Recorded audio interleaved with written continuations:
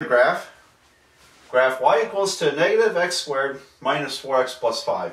And I think you'll find this one might be a little bit easier to follow than the last one. So I thought I would back up and do something a little more user-friendly here. Okay, well, our first step is to find the vertex. And let's see, the vertex, we need to know that A is negative 1, B is negative 4, and C is 5. But again, we don't need C, so x is going to be minus b over 2 times a. So careful with all those negative signs there. Minus b over 2a.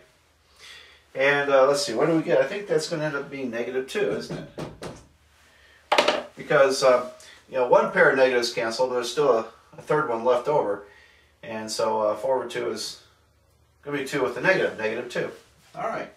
So, whole number, or integer rather, and the y value at that point, I plug in negative 2, and here it's real easy to screw up. It's negative of the input. The input is negative 2, and we square it. So, negative x squared, all right, and minus 4 times negative 2 plus 5, and this becomes positive 4, but there's a negative in front. So it's really negative 4 plus 8 plus 5. And here we see that when you plug in the coordinate point for x, this number is half of this number and also opposite signs. Just an observation. All right, so what do we have? Negative 4 plus 8 plus 5 is going to be 9, isn't it? All right, so the vertex is at minus 2, positive 9. And what direction does this point? Has a negative leading coefficient, so it points downward, doesn't it? In other words, the vertex is going to be a maximum of this function. All right, well, I'm going to erase this work here so we can find room for the graph.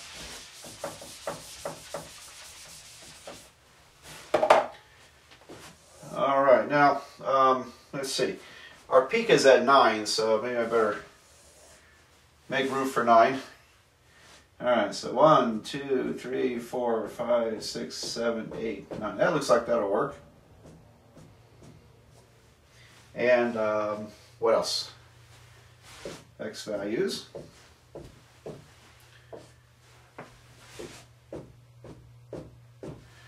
Alright, and I'll put some scale markings on there. 3, 4, 5, 6, 7, 8, 9. Okay, that's correct. Okay, negative 2, 9 is the vertex. So go over to negative 2 up to 9. And there we go. A little bit higher maybe. Alright, so we have the vertex. Now let's use the proportional relationship inside the parabola. And again, when I go to this aspect of graphing, I'm really only looking at the leading term, negative x squared. So when I start from the vertex, and if I move right 1 unit, then it's going to fall by minus 1. If you plug 1 in here, I get negative 1. So I would go right 1 unit, down 1 unit to here. And because of the symmetry, if I went left from the vertex by 1 unit, I would drop 1 unit. So right 1, down 1, left 1, down 1. If I went 2 units over, I'm going to drop by 2 squared. I'm going to drop by 4 units. So starting from the vertex, count over 2 units, I drop 4. 1, 2, 3, 1, 2, 3, 4. And I have a point here. And likewise, go over 2, drop down 4 units, and there's my next point there. Let's do one more. And so always put an extra pair of points there if you got room for it. If I went 3 units over from the vertex, what's the change in the y value? 3 squared is 9. With the negative, it's going to drop 9 units. So it's going to go right 3 units and down 9. It's actually going to hit the x-axis, isn't it? Over there. And if I went over 3 units and down 9, I'm over here. So this gives us a basis on which to draw the parabola. By the way, the y-intercept is always easy to spot. The y-intercept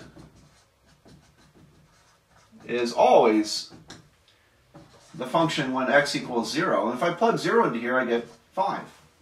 And so I didn't mention it because I saw that one of the points I plotted was 5, literally. So this point here matches our y-intercept, so at least that part's correct. And it came out very symmetrical looking, so looks like a good graph to me. Okay, so let's do one more of these.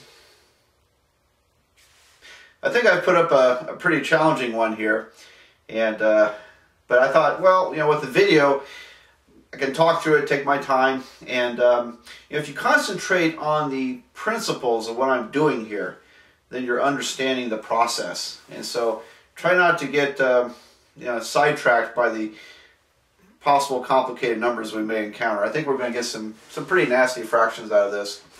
But anyway, let's go ahead with it and try to concentrate on the ideas and principles here, and we'll go from there. Now, I've been finding the vertex first. The y-intercept, we can get that out of the way too. The y-intercept is going to be y at 0. It's going to be -7, isn't it? So I plug 0 in for x, let's cancel, I get -7. So we have an anchor point for our graph, crosses the y-axis at -7, and it's pointed, what? It's pointed upwards because the leading coefficient is a +3. It's a positive number, so it points upwards. So that means our vertex is going to be a minimum, and the graph will go at least down to -7, probably further down. And so let's find the vertex now. A is 3, B is 5. So x is going to be -b over 2 times A. And let's see, this gives us -5/6. Okay, well, that'll be fun. Let's see here. Going to plug that in. Let's do the arithmetic. Now I want to show you a little calculator technique that works real well for doing the arithmetic on this. But let me first do it by hand, and then I'll show you my little calculator trick. So, all right. So what is y at -5/6? Because I know a lot of you, need that exposure to fractions. So it's 3 times -5/6 squared. And besides, this will help me explain the calculator thing I'm going to tell you about. -5/6 quantity squared plus 5 times -5/6 minus 7. Alright, so when I square this, I get 25 over 6. I'm sorry, 25 over 36. And 3 times 25 over 36 will give me 25 over 12. So I have 25 twelfths minus 25 sixths. There we go again. Opposite signs. This is half of that number. -7